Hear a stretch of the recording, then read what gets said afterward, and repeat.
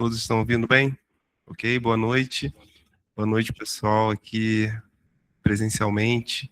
E para aqueles que estão também virtualmente nos assistindo, estaremos agora dando início a mais uma palestra, um projeto de capacitação do Conselho Regional de Química, terceira região. Neste momento, estarei passando a palavra de imediato para o palestrante Hildebrando Gonzalez, que estará ministrando a palestra a respeito com o tema Criando um ciclo de vida sustentável para plantas químicas e farmacêuticas. Com a palavra. Pode falar. Bom, boa noite a todos que estão aqui presenciais, aqueles que estão online. Queria agradecer ao Conselho Regional de Química da Terceira Região pelo convite e, ao mesmo tempo, também dar os meus parabéns pessoais pela meta aí de conseguir uma nova sede com muito mais conforto para atender a todos os profissionais de química aqui do Rio de Janeiro. Minha formação, eu sou engenheiro químico com especialização na área de petroquímica. Fiz mestrado na COP e trabalhei por 37 anos na Petrobras na área de petroquímica.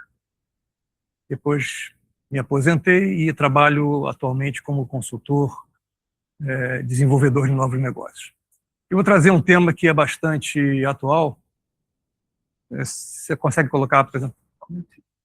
A gente já vai colocar na tela aí a apresentação, mas eu vou adiantando. É um tema que, apesar de não ser novo, mas ele não é tão conhecido como deveria ser, que é a questão da sustentabilidade de plantas químicas, né?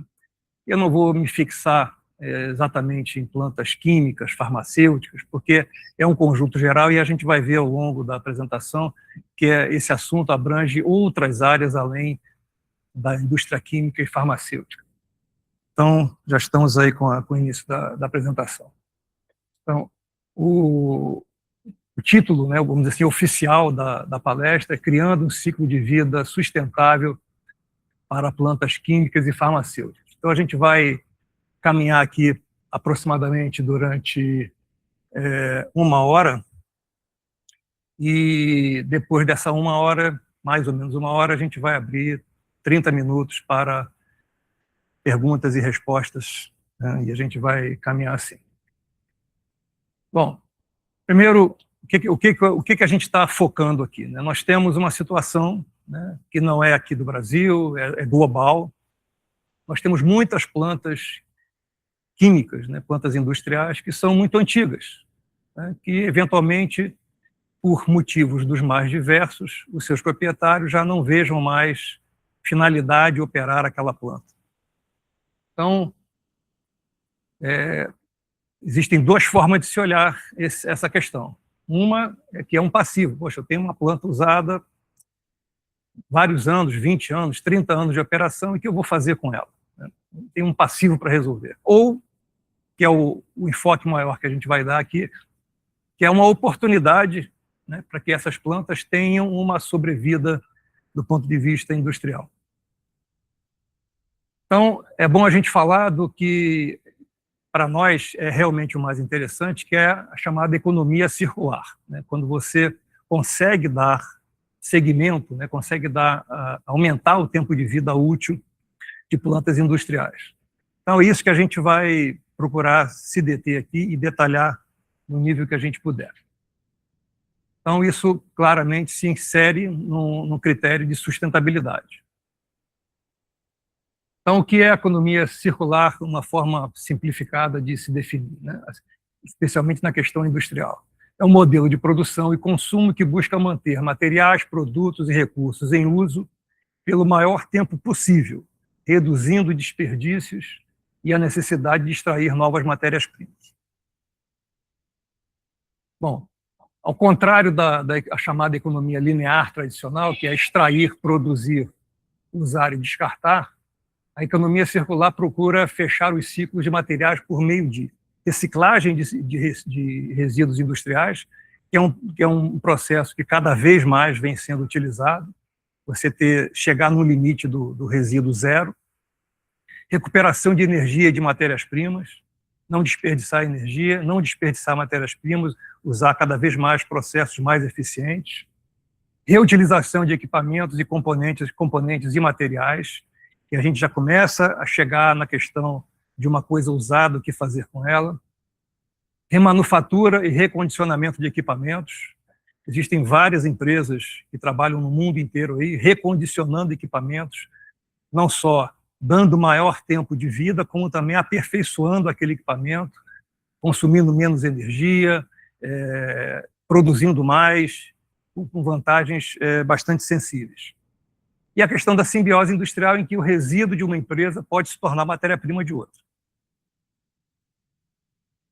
Qual é o contexto atual que a gente enfrenta? Nós temos, é fácil de identificar, que as indústrias de processo elas estão continuamente reavaliando as suas operações, sempre buscando dar um passo à frente, sempre procurando avançar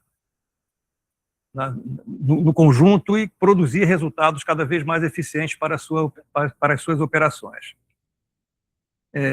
Nós temos uma oportunidade estratégica, né, para a economia circular e também para o baixo carbono, né, que cada vez mais se procura reduzir a pegada de carbono de qualquer processo industrial. As plantas industriais que são desativadas, elas ainda podem se tornar ativos produtivos. A gente vai ver alguns exemplos ao longo da apresentação. E a redução do desperdício e preservação de valor de ativos industriais. Você tem um equipamento, ou tem uma planta que você não quer mais operar, será que teria alguma outra solução para esse problema do que descartá-la? Aí entra uma coisa que eu escutava quando eu era criança, isso já faz bastante tempo, dos meus avós, dos meus pais, que é um ditado que diz: sempre existe um chinelo velho para um pé descalço. Sinceramente, se eu pudesse, né, se o CRQ me dissesse, olha, você só tem uma tela para apresentar na sua apresentação, seria essa. E resume tudo que a gente vai falar aqui. Tá? A gente vai achar muitas situações em que existe um chinelo velho e você encontra um pé descalço para aquele chinelo velho. Então, tem uma frase ali que eu também acho interessante, que é: toda necessidade revela uma possibilidade de encontro entre o que sobra e o que falta. Quais são os impactos críticos, né, que plantas desativadas enfrentam quando existe a situação? Bom, eu vou precisar desativar uma planta industrial. Bom, primeira coisa, né, sem ordem, vamos dizer assim, de prioridade, mas são custos financeiros significativos. Você deixa de produzir, né? São plantas que são unidades que, eventualmente, você vai precisar ter algum tipo de manutenção. Se você quiser se desfazer daquela planta e reutilizar a área onde ela estava operando, você vai ter que ter um ok dos órgãos ambientais para que isso possa acontecer. Então, você vai ter que analisar se existe algum passivo ambiental, o que vai precisar ser feito para remediar. Questões de segurança, não só segurança patrimonial, mas também segurança das pessoas, porque as plantas precisam estar em condições de permitir circulação, uma série de coisas que, no final das contas, são custos, né, que os atuais proprietários vão enfrentar por um tempo que não se sabe a princípio. E, na medida que o tempo vai passando, essa planta ou esse equipamento que deixou de funcionar, deixou de ser operacional, ele vai perdendo valor. Né? A cada dia que passa, ele vai perdendo valor. Isso é fácil de se identificar. Bom, situação. Eu preciso desativar uma planta. Ela não me interessa mais. No meu horizonte, do ponto de vista empresarial, não há a menor chance dela voltar a operar. Então, o que eu vou fazer com ela? A princípio, você tem duas opções: sucateamento ou a venda como um ativo industrial reaproveitável. Nós vamos falar do sucateamento e vamos falar da outra opção, que é aquilo que a gente vai, de certa forma, estar defendendo aqui. Bom, quais são os custos, né, de uma desativação, de modo geral, né, simplificadamente? Nós vamos ter que limpar, né, toda a planta, do ponto de vista de matérias-primas, produtos químicos que tenham sido utilizados, para que no processo de desativação da planta, você não crie nenhum problema adiante. A gente vai falar isso com mais detalhes. Adiantando um pouco, se você vai desativar, seja através de sucateamento, seja através da venda, né, dessa planta para uma outra empresa, você vai precisar desmontar.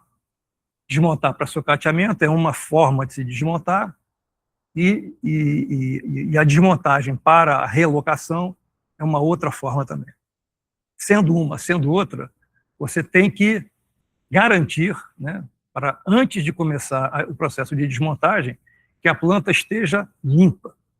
Limpa. Não pode ter nenhum produto químico ali, porque as pessoas vão lidar, vão abrir equipamentos, vão cortar equipamentos, enfim, tubulações, etc. Então, você tem que ter a garantia de que não existe mais produtos químicos, principalmente se forem produtos mais perigosos, naquelas instalações para dar prosseguimento. E se forem plantas muito antigas, mais antigas, vamos dizer assim, não muito antigas, mais antigas, você pode também ter a questão dos asbestos, né, que são produtos que hoje são proibidos completamente, mas que nas plantas antigas eles estão lá, que você também precisa garantir que eles tenham sido removidos previamente para permitir que essa planta seja desmontada com segurança. Mitigação ambiental, como eu havia falado, né, a área precisará ser avaliada do ponto de vista de passivos ambientais, para se ela tiver uma outra utilização, e geralmente é a intenção, né, das empresas, sai uma planta e eventualmente aquela área pode ser utilizada para uma outra atividade industrial. Isso vai ter que ser tratado muito cuidadosamente. Segurança e manutenção, eu já falei um pouco. Se você tem uma planta que você vai desativá-la na forma de sucateamento, não tem muito o que fazer, né? Você vai sucatear, vai entrar lá uma empresa especializada, vai cortar do jeito que ela achar mais conveniente e vai levar o material que ela achar interessante. Então, a questão de segurança é a questão da desmontagem dessa forma. Não vai haver nenhuma manutenção, porque se a planta vai ser sucateada, para que fazer manutenção? Mas, se os atuais proprietários têm uma visão de que, de repente, pode existir a alternativa de vender aquela planta industrial desativada, ainda como planta industrial, vai ser preciso que ele mantenha algum nível de manutenção para que os equipamentos não se degradem ao longo do tempo. Isso vai ser, cada situação é uma situação, cada planta é uma planta, mas isso é custo, né? Isso é custo. Então, um tempo de gestão indefinido, né? Não necessariamente, né, um dia se decide desativar a planta, no dia seguinte já está sucateando ou já está vendendo. É um processo que demora algum tempo para tomada de decisões, planejamento, etc. E ao longo desse tempo você vai ter que recolher impostos, pagar os seguros que precisam ser pagos, etc, etc. Então, isso tudo aqui que a gente está falando são custos, né? Custos que o atual proprietário vai incorrer até o momento em que ele tenha o processo completado, né, seja sucateamento, seja venda ainda como ativo industrial. Falar um pouco de sucateamento. A gente tem que entender, quando você tem uma planta industrial e vai transformá-la em sucata, ou você que eu digo, o proprietário, ele vai desmontar, ele vai tomar a decisão de desmontar e já vai deixar separado, né, deixar separados os lotes de materiais, em geral separados por tipo de material, se é aço carbono, se é aço inox, enfim, algumas ligas, etc. Isso tem que ficar separado, porque, na verdade, o negócio de sucateamento é feito através de peso, né? Os caras compram por peso de material. Claro que com um deságio, porque ele está comprando para revender para alguém. Então, mas a desmontagem, né, para sucateamento alguém tem que pagar. Ou vai ser o próprio proprietário, que ele próprio vai desmontar, né? Ou ele contrata a própria empresa que vai fazer o sucateamento, que vai provavelmente terceirizar, porque não é a especialidade dela. Esse custo sempre ficará, de uma forma ou de outra, né, vai sair do bolso do proprietário. Como eu já havia mencionado antes, tem os custos de limpeza e eliminação de resíduos, eu não vou voltar, a gente já comentou. E também temos o risco de abandono e perda progressiva de valor. O que acontece? Né? Acontece. Não é uma coisa assim incomum de acontecer. A gente vê, né, não só no Brasil, mas vê fora do Brasil também, plantas que são totalmente abandonadas, e aí depois, muito tempo depois, alguém se pergunta, poxa, por que a gente já não vendeu, já não tentou vender essa planta como uma planta industrial? Naquela historinha do chinelo velho para o pé descalço. Porque às vezes não conhece, não sabe que existe esse tipo de atividade. Infelizmente, é a realidade. Muita gente não conhece que existe esse tipo de negócio, né? É uma área de negócio bastante desenvolvida, aliás, em termos globais, né? Bom, e o que acontece quando você está, né, olhando agora na questão do sucateamento, é que você acaba tendo ou um retorno zero, né? Você tem lá um ativo, que você vai vender como sucata, e você acaba, na verdade, entregando. Então, há a possibilidade de alguém adquirir esse conjunto de processos industriais, tá? E transformar esse complexo industrial num condomínio, né, onde as empresas podem interagir ou não. A gente vai ver um exemplo prático para vocês fixarem melhor. Pode ser um caso de locação parcial, né, em que algum interessado ele não queira exatamente comprar, né, mas ele quer alugar aquela planta industrial para, durante um tempo, operar. Não chega a ser uma aquisição. Mas, em geral, não são contratos de curto prazo, são contratos de muitos anos, que às vezes é interessante para o atual proprietário.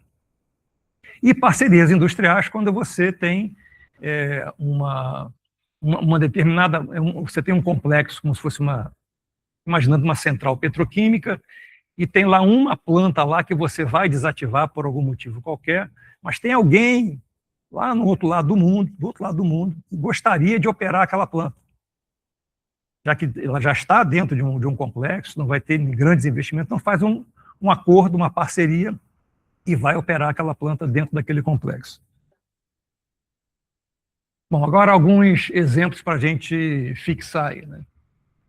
Algumas situações eu posso dar o nome, né, dar um nome aos bois, porque já são informações de domínio público. Outras, eu não tenho essa liberalidade. Tá?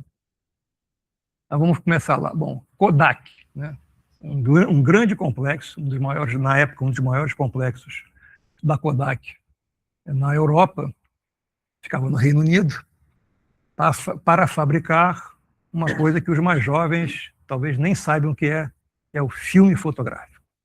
Né? Um negócio assim que... Filme fotográfico, que isso? Um negócio esquisito. Tudo é digital hoje em dia, né? Talvez o mercado de filmes fotográficos hoje seja 0, uma porção de zeros, 1% do que era algumas décadas atrás. Então, isso aconteceu, né? Antigamente era tudo filme fotográfico, hoje é tudo digital. Então, uma grande planta da Kodak no Reino Unido, que fabricava filmes e produtos químicos, etc., ela foi simplesmente transformada num condomínio industrial, um daqueles exemplos que eu citei antes para vocês aí. E várias empresas que assumiram partes desse complexo, transformaram os processos e tal, que hoje elas transacionam entre si ou não. Né? Uma empresa A, B, C, D, a A pode vender para B, mas a B, o produto dela vai para fora do complexo, e é por aí afora. Então é um condomínio, passou a ser um condomínio industrial. Uma outra operação mais ou menos similar, essa está ainda em construção, né? Construção que eu digo, o negócio está sendo construído, é uma grande fábrica de princípios ativos da Novartis, também, coincidentemente, no Reino Unido, em que o modelo de negócio ainda está em definição. Mas, a princípio, o interesse dos atuais proprietários é transformá-la também numa espécie de condomínio, mas isso está sendo negociado. Um outro exemplo que eu dou aqui é uma fábrica de papel localizada nos Estados Unidos e que, para mim, é muito interessante, porque era uma fábrica de papel integrada, né? Tinha desde a produção de eucalipto até a produção de papel, toda integrada. Então, tinha uma grande área que era a plantação de eucalipto e tinha a parte industrial com as famosas máquinas de papel, etc. As máquinas de papel foram todas vendidas para a Índia, né? Chinelo velho para o pé descalço. Eu não sabia, aprendi, né, estudando esse processo aí. As máquinas de papel são centenárias.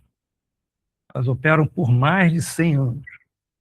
Então, as plantas que essas máquinas já eram muito antigas, continuam operando na Índia, sabe-se lá por mais quanto tempo. E a área toda de produção de eucaliptos, que não teria mais finalidade, vai produzir eucalipto para quem, né? A não ser naquele ambiente ali.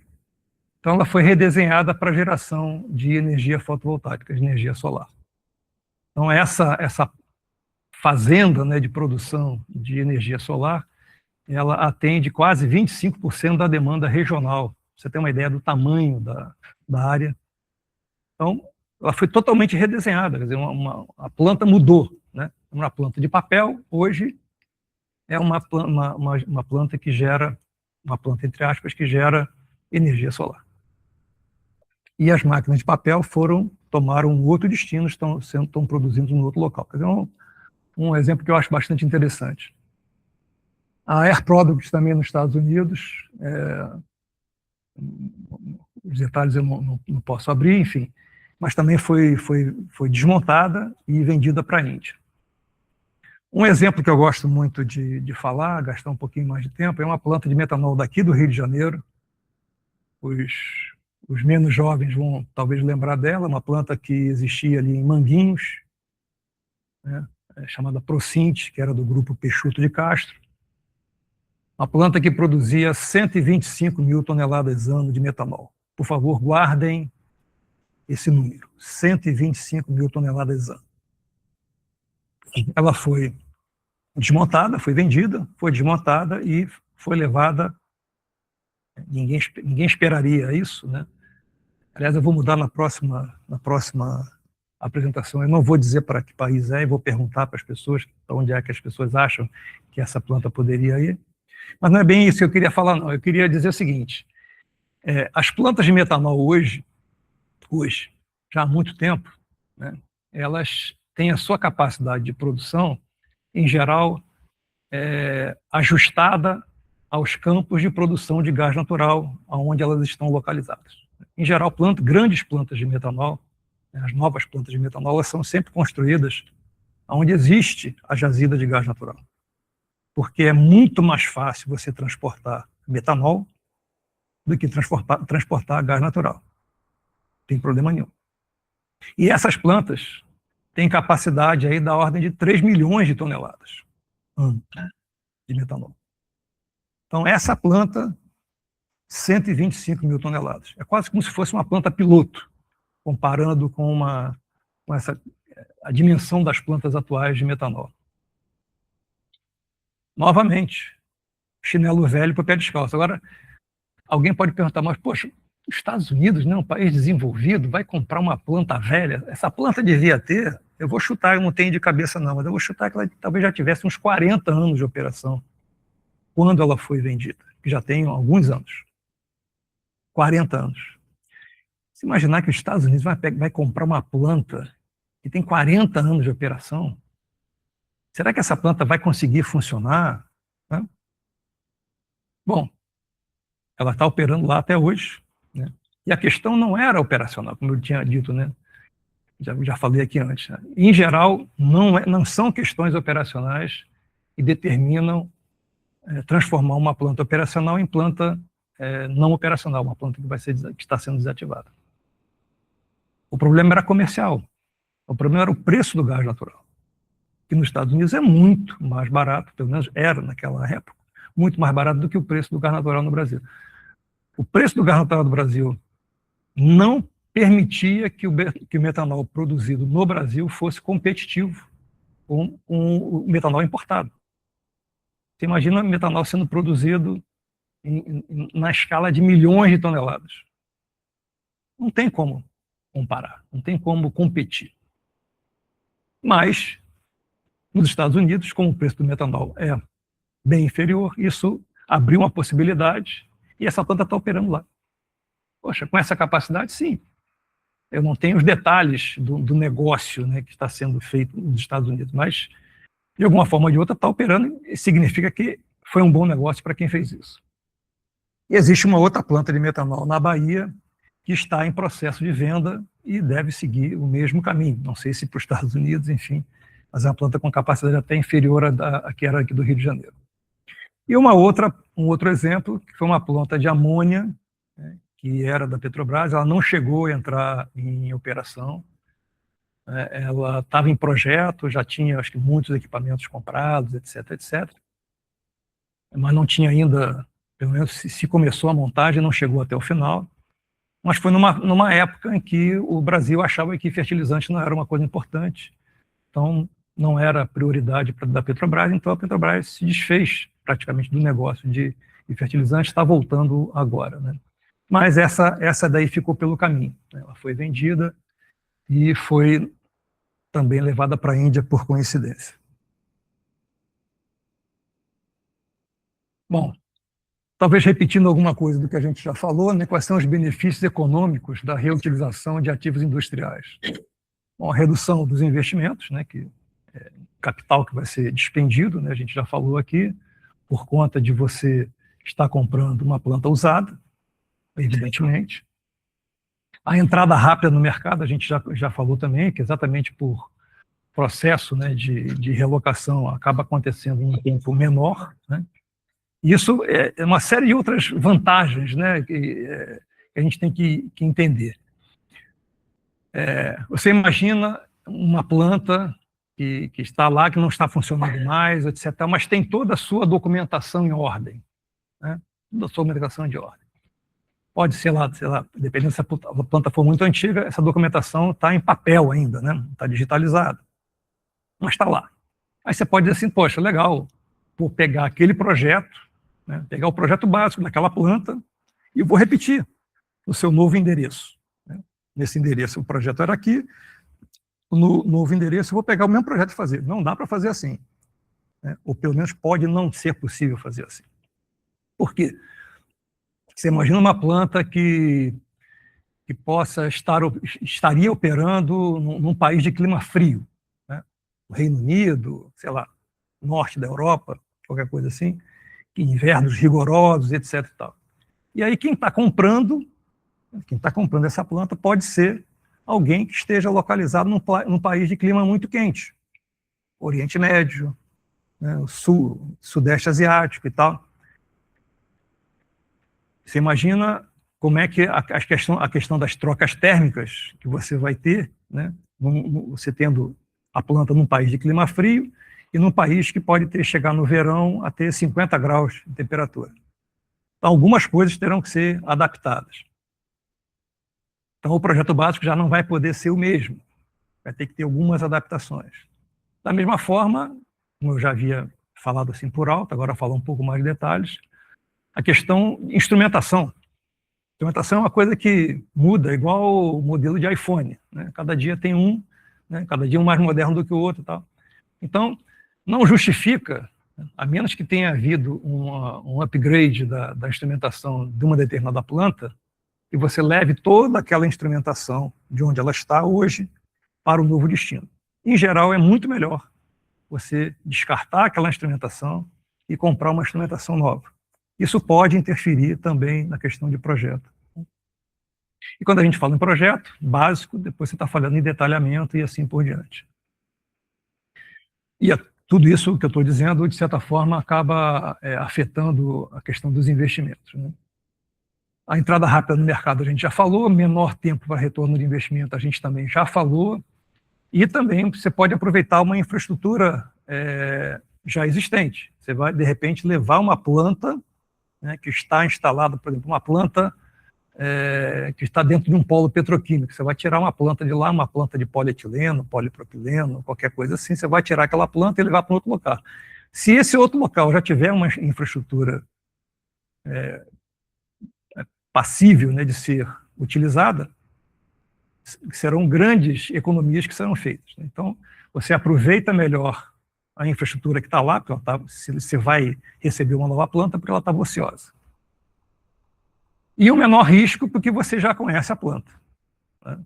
Então, isso aí, a planta já operou, se tem todas as garantias que ela operou, que ela não parou de funcionar por questões operacionais, passou a dar um problema, enfim, cíclico, e que não tem mais solução e tal. Não é isso. Em geral, são questões comerciais. Poxa, eu nunca ouvi falar nesse negócio de plantas desativadas e tal. Hoje, no mundo, né, existe uma rede, né, de conhecimento a respeito dessas plantas. Então, existem empresas localizadas nos Estados Unidos, na Europa, algumas na China, que trabalham exatamente nessa junção, né, de identificar aonde tem uma planta passível de ser realocada com alguém que está precisando de uma planta com aquelas características. Junta quem está querendo com quem tem para oferecer. Então, uma forma mais simplificada aí, né, mas os compradores e vendedores acabam sendo conhecidos, né? Se chega, ou um comprador precisa de uma determinada planta, ela vai buscar onde? Nos vendedores. Tem empresas que trabalham, como a gente chama de brokers, né, de intermediários, que fazem isso, só fazem isso, né? Compram e vendem, né? Algumas têm mais serviços a oferecer, mas a maioria compra e vende. Então, são referências para serem buscadas, para saber se existe aquela planta com aquelas características que um determinado investidor precisa. Então, eles acabam sendo procurados. Ao serem procurados, eles tomam conhecimento que existe uma demanda. E aí a coisa vai se desenvolvendo e é assim que eles funcionam. São grandes conhecedores do mercado, né? Conhecem, às vezes, muito mais do que está acontecendo, por exemplo, no Brasil, do que alguém que está aqui no Brasil, por conta dessa globalização da informação. Bom, agora a gente vai falar um pouco mais de detalhes, uma espécie assim de passo a passo do processo de aquisição de uma planta industrial. Bom, a primeira etapa, evidentemente, é a identificação, né? Se eu estou no lado vendedor, né, eu sei que eu tenho uma planta que eu quero vender. Então eu tenho que me fazer ser conhecido. Não adianta eu quero vender a minha planta aqui. Eu fico sentado aqui esperando alguém imaginar que eu tenho uma planta para vender. Eu vou ter que começar, de certa forma, a procurar, né, fazer o negócio. Do lado de quem está procurando, vai buscar, em geral, aquelas empresas. Eu também, como vendedor, eu posso procurar essas empresas e dizer, olha, eu tenho uma planta aí, se interessa em vender para mim? Né? Como se fosse uma corretagem, né?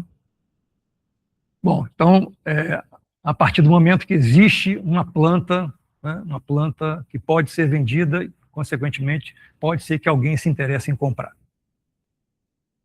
À medida que haja essa primeira interação, quer dizer, uma empresa que tem uma planta e tem uma outra empresa que deseja uma planta com características similares, vai ter a fase de namoro, né? Vamos lá.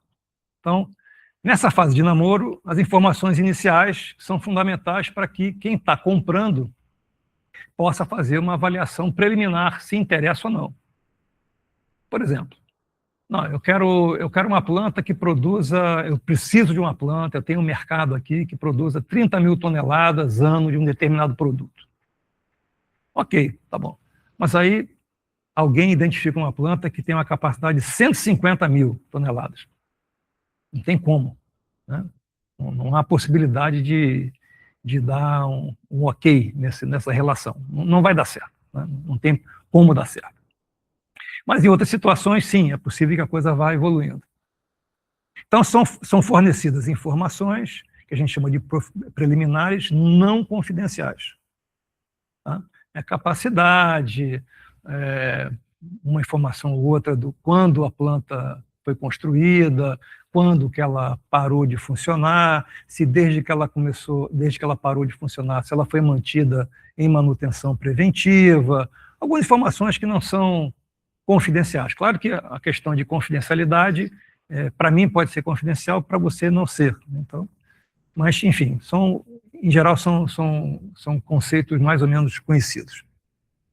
Bom, nesse ponto, então, que haja esse preliminar interesse, ok, a capacidade, as informações estão ok, já começa uma certa negociação, né? Não necessariamente em termos de valores, né? Porque às vezes o valor pode ser uma informação confidencial, né? Quem está vendendo não quer dizer por quanto ele quer vender, só depois que a coisa avança um pouquinho mais. Mas algumas conversas podem acontecer, até mesmo você assinar já uma espécie de contrato, né? Um contrato prévio, né? Em que algumas condições sejam colocadas para permitir que se avance para informações mais detalhadas, essas sim confidenciais, que seria a etapa 4. Para a etapa 4 acontecer, eu vou precisar passar antes pela etapa 5, né, que é uma assinatura de um acordo de confidencialidade e chamado de não circunvenção. O acordo de confidencialidade é claro, né, evidente, acho que não tem nenhuma dificuldade de interpretação. Eu assinei aquele acordo, eu estou recebendo a informação, eu não posso divulgar para ninguém, né? Tenho penalidades, né, que eu vou ser penalizado se eu divulgar essa informação de uma forma incorreta.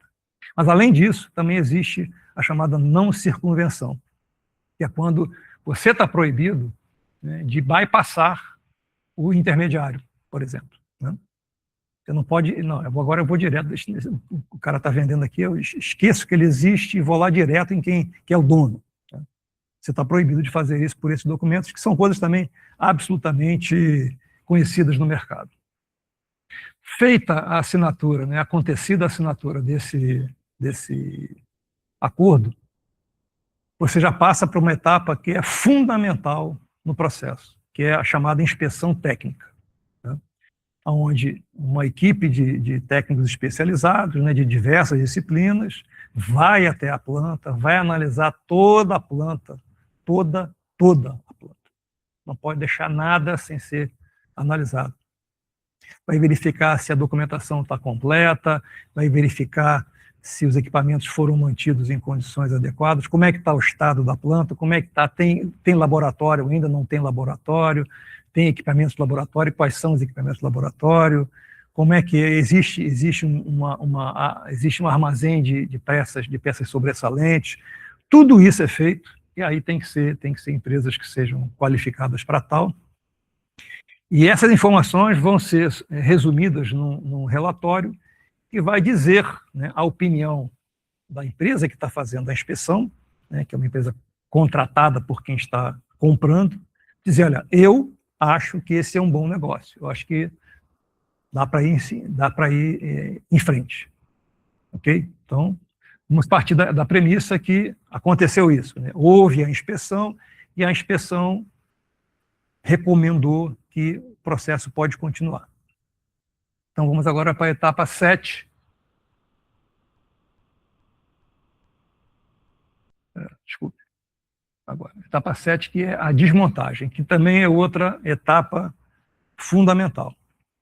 E aí tem um aspecto muito importante, né, que a gente precisa destacar, que é que esse conceito de desmontagem não é apenas você chegar lá e desmontar os equipamentos, separar e tal, não. Antes de você fazer a desmontagem, né, tem que ser antes, você faz o que é conhecido como um 3D scanning, que é como se fosse uma maquete virtual daquela unidade industrial. Por que isso? Porque aquilo ali vai ser desmontado e vai ser levado para um outro continente, onde ele vai precisar ser remontado. Então, tudo terá que ser identificado as conexões, aonde entra, aonde sai, como é que fica, quantos metros daqui, quantos metros para lá, a altura, se uma tubulação passa em cima da outra, se a outra passa em cima da uma. Tudo isso precisa ser reproduzido fielmente. E aí você pode dizer, não, mas, poxa, não precisa dessa maquete virtual, porque tem lá os documentos. Para quem já trabalhou em unidade industrial, sabe que nem todas as modificações que são feitas nas unidades industriais são registradas. Muita coisa passa. Não, tem um negócio urgente aqui, precisa trocar aquela tubulação, não sei o que e tal, faz um ajuste, não, agora bota mais para cima, 2 metros para cima, não sei o que e tal. Fez. Tá, ok. Aí a engenharia, o cara vai começar a registrar aquilo ali, surge uma outra demanda. Não, agora tem, não, espere, deixa isso aí, depois a gente faz. Vamos fazer uma outra coisa. E aí vai. Então essas coisas ficam. Ninguém registra. Então o famoso as-built, né, que é o como construído, não necessariamente você pode confiar na documentação. Por isso se faz essa maquete eletrônica, porque a maquete eletrônica vai mostrar a planta como ela é exatamente, do jeito que ela é. É feito com drones, fotografando, filmando e tal, até montar aquela maquete. Vocês já devem ter visto alguma coisa aí, em alguma hora aí. E além disso, né, que é o ponto zero do processo de desmontagem, a desmontagem só pode começar depois que essa maquete está pronta. Acontece a desmontagem e as peças que são separadas, os equipamentos que são separados, os materiais que são separados, são todos embalados e identificados, de acordo com a maquete.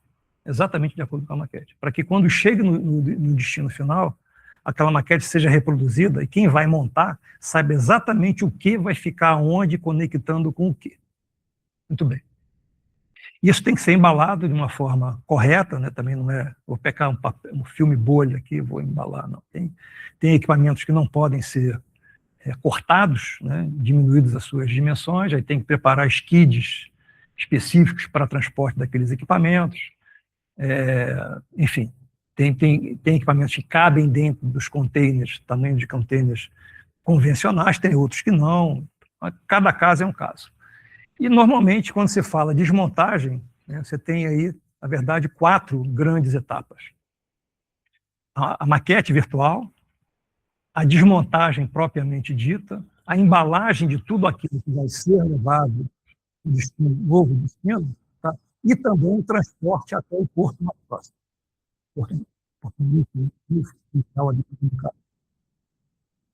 Bom, essa é uma fase importantíssima, que tudo que vier na sequência, vai ser extremamente dependente de como foi feito o processo de desmontagem de todos os projetos. Bom, transporte marítimo, óbvio, né? O novo destino, importante também. Depois, nós vamos ter a engenharia básica e detalhamento da nova planta.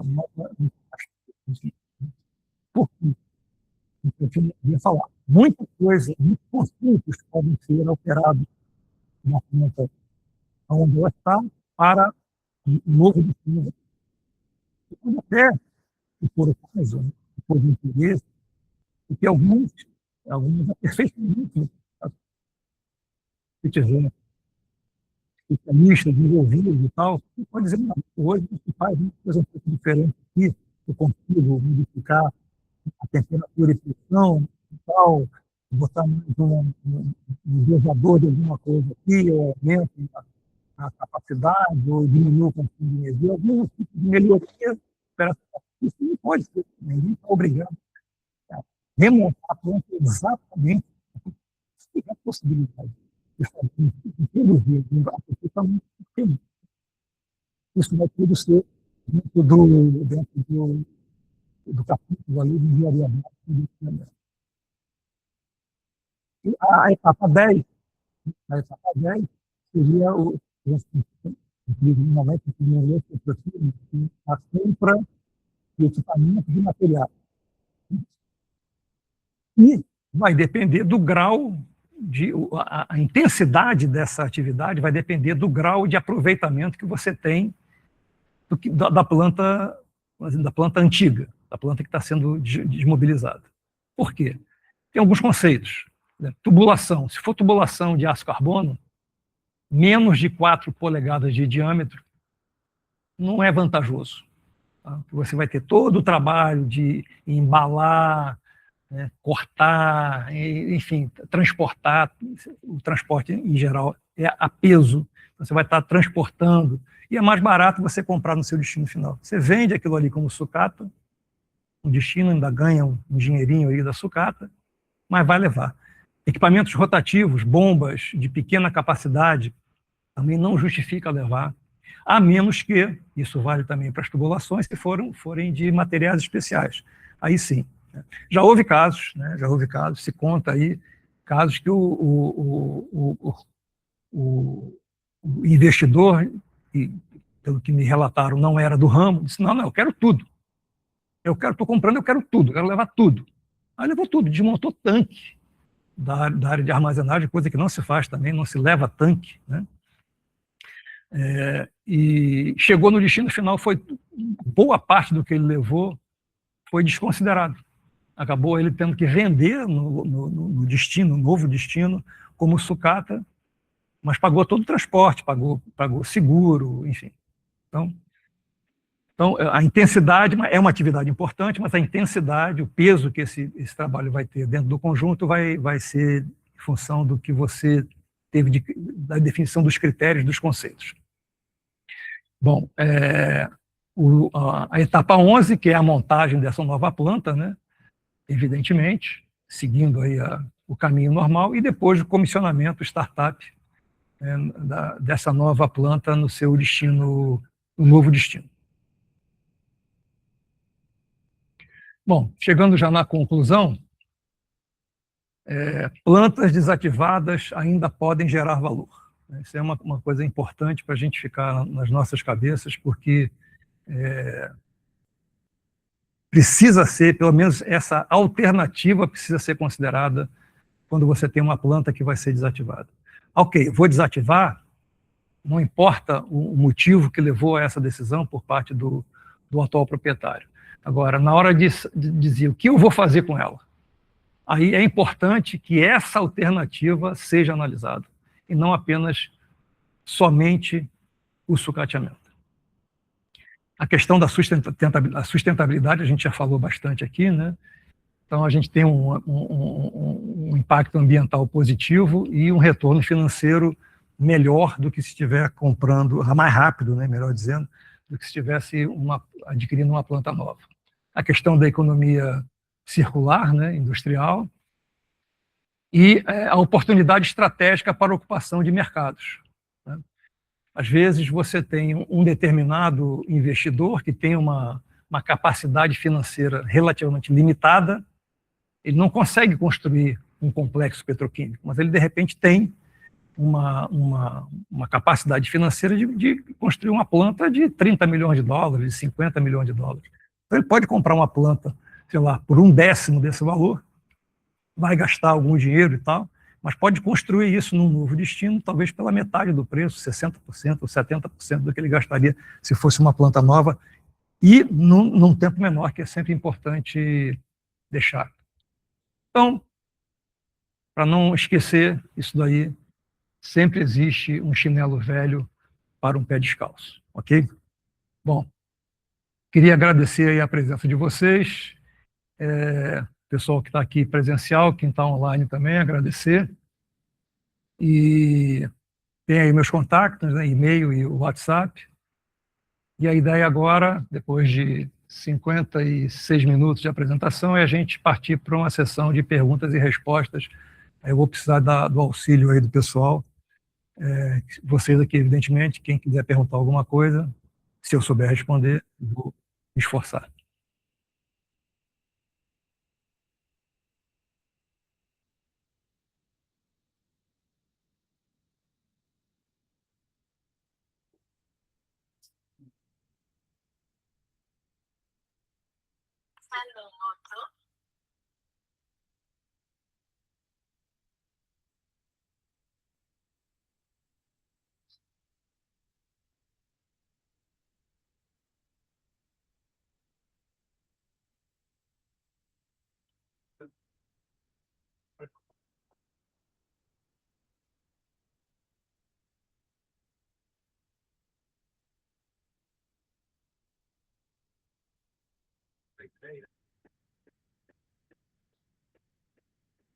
É isso.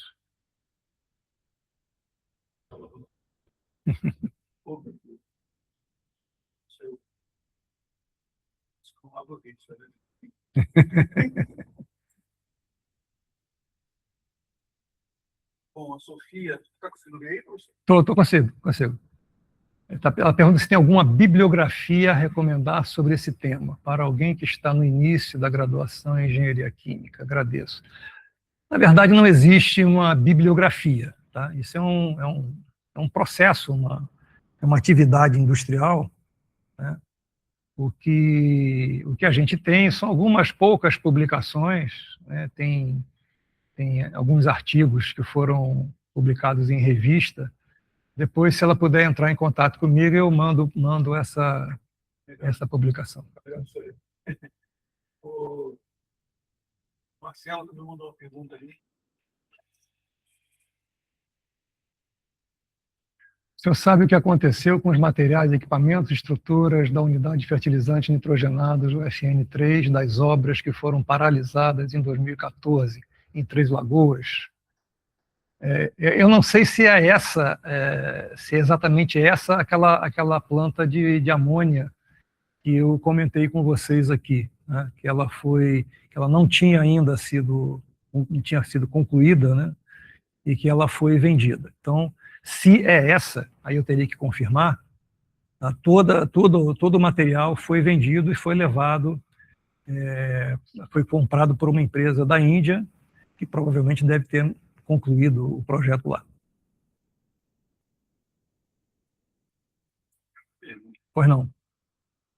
Por exemplo, sou um investidor lá nos Estados Unidos e quero comprar uma planta aqui no Brasil para não ter essa necessidade de transportar esses materiais, produtos.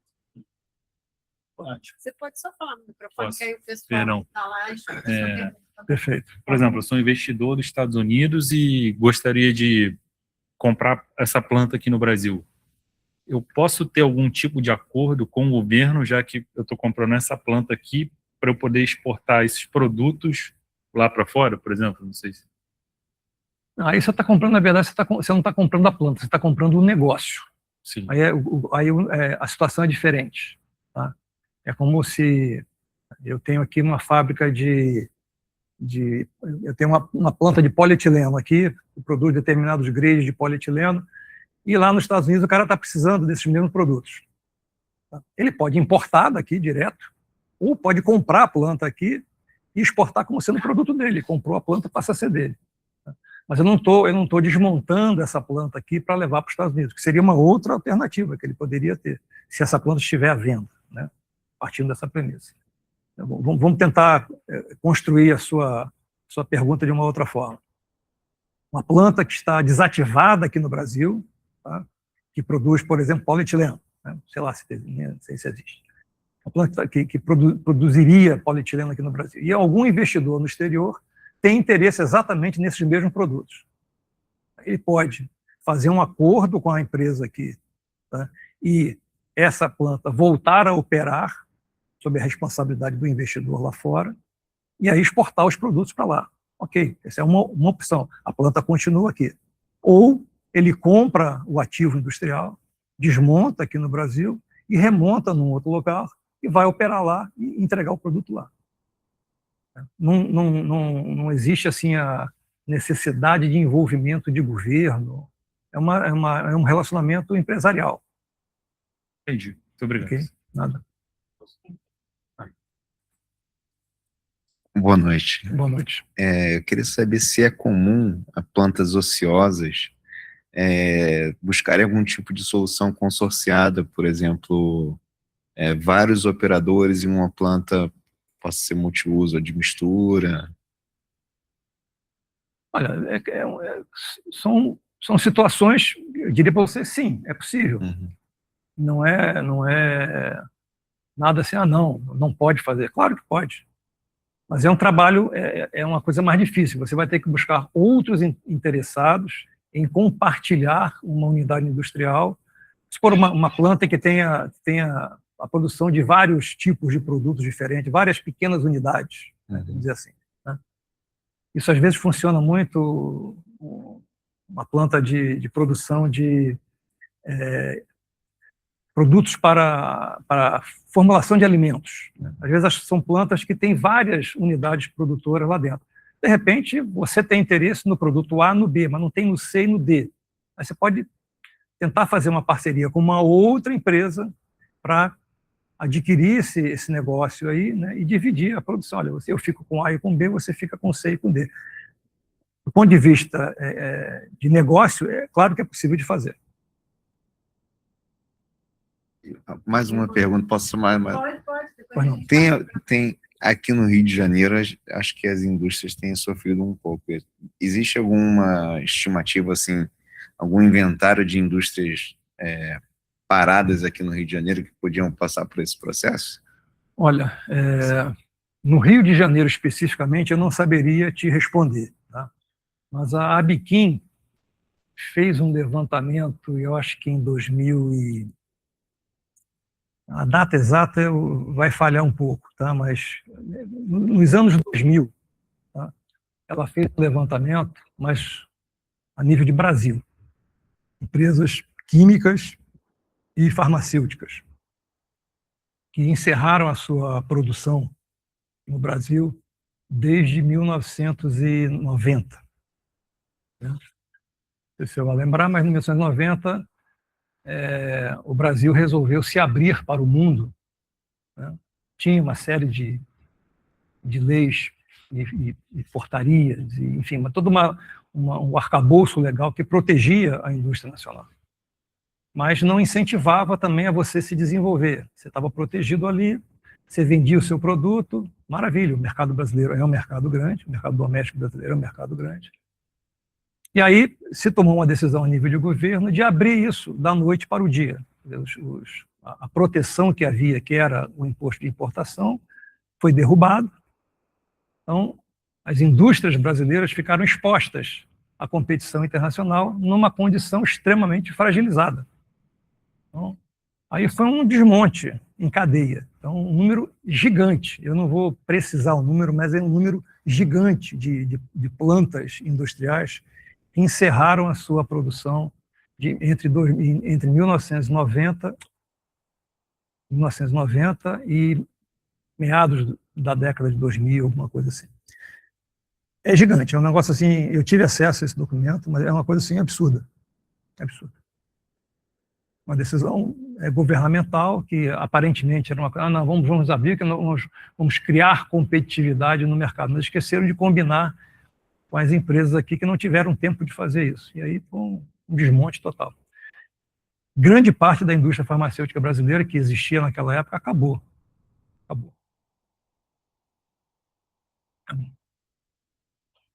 Pegando sobre desativação dessas unidades químicas, tem uma pergunta aqui.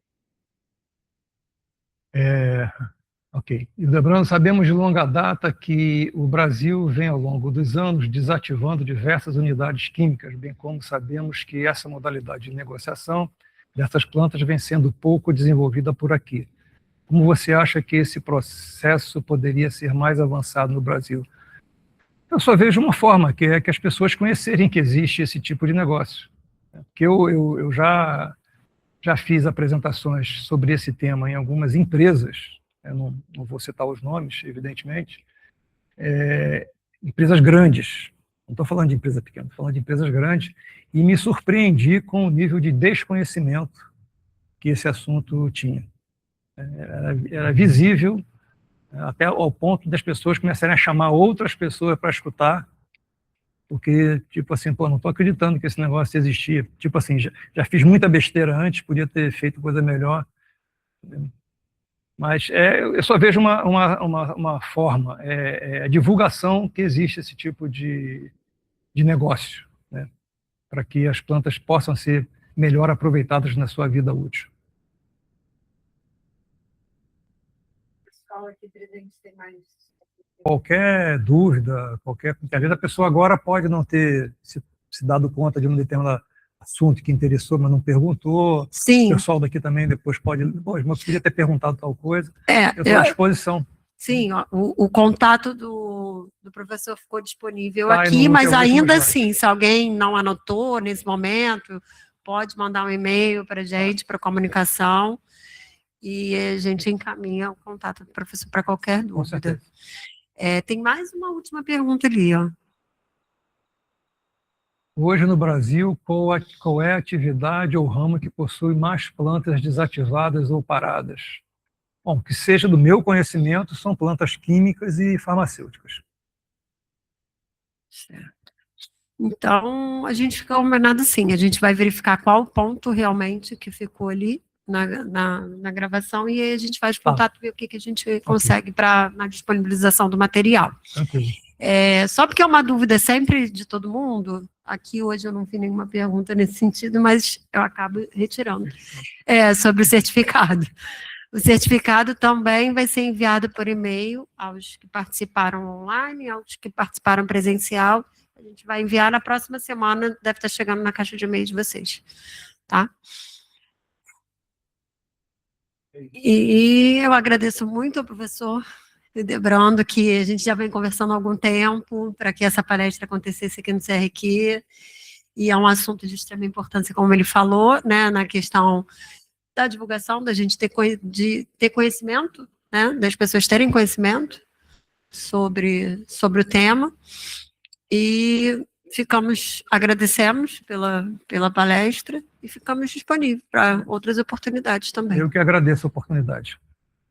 Obrigada, agradecemos também todo mundo que participou, que se inscreveu, que esteve aqui com a gente durante o período da palestra, e nosso centro de capacitação, só para a gente, né, reforçar, ele está em funcionamento, então na próxima semana a gente deve ter a palestra de responsável técnico, possivelmente no dia 31 de agosto, e todos os meses a gente tem palestras sobre temas variados na área da química e a palestra sobre responsabilidade técnica.